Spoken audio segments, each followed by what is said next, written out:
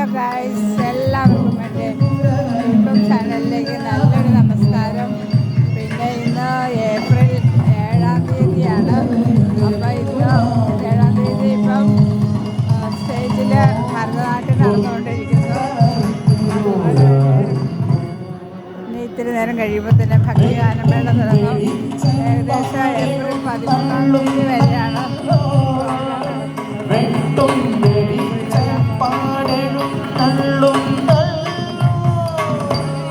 നല്ല ഡെക്കറേഷൻസുകളാണ് ചെയ്തിരിക്കുന്നത്. അതുപോലെ തന്നെ കിഴക്കേ നടയാണ്.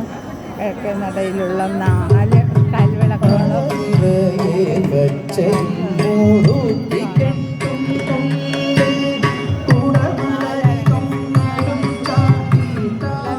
കാഴ്ചകളാണ്. ഇതാണ് മണ്ഡപം. കോടിയാർച്ച നടക്കുന്ന മണ്ഡപമാണിത്. അതുപോലെ വലിയൊരു നിലവിളക്കാണ്. കോടിയാർച്ചയുടെ ഇവിടെയുള്ള വലിയൊരു നിലവിളക്കാണ്. മക്കത്തമ്പലത്തിൻ്റെ കിഴക്കേ നടയാണിത്.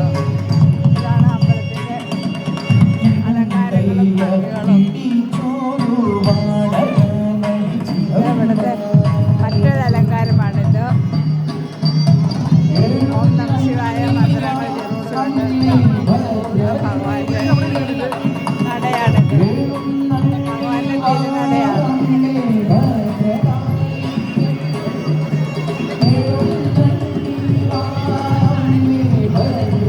വടക്കുപുറത്തുമായിട്ട് നടക്കുന്ന പരിപാടി നമുക്ക് TV സ്ക്രീനിലൂടെ കാണുന്നതിനുള്ള സൗകര്യം ഒരുക്കിയിട്ടുണ്ട്. അതുപോലെ ശിവനും പാർവതി ഓം നമഃ ശിവായ നല്ല ഭംഗിയാണ്. ഇതാണ്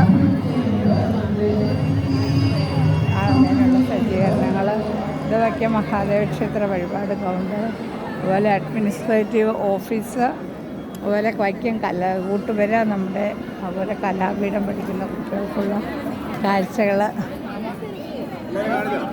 അപ്പോൾ ഇതെല്ലാമാണ് വൈക്കം മഹാദേവ ക്ഷേത്രത്തിൽ. ഇനി ഇപ്പോൾ തന്നെ 8:30 മണിയോടുകൂടി എഴുന്നള്ളത്ത് വന്ന് ഭഗവാൻ എതിരേറ്റ കൊടുങ്ങല്ലൂരമ്മയെ കൊണ്ടുവന്നതിന് ശേഷം വടക്കുപുറത്ത് പാട്ട് തുടങ്ങുന്നതാണ്. ഓക്കെ ഗൈസ്, അപ്പോൾ എല്ലാവരും ഒരു ദിവസം വന്ന് വൈക്കത്തമ്പലത്തിൽ വന്ന് വടക്കുപുറത്ത് പാട്ട് കേൾക്കണം, തൊഴണം. ഇത്ര മാത്രമാണ് പറയാനുള്ളത്. Okay, by.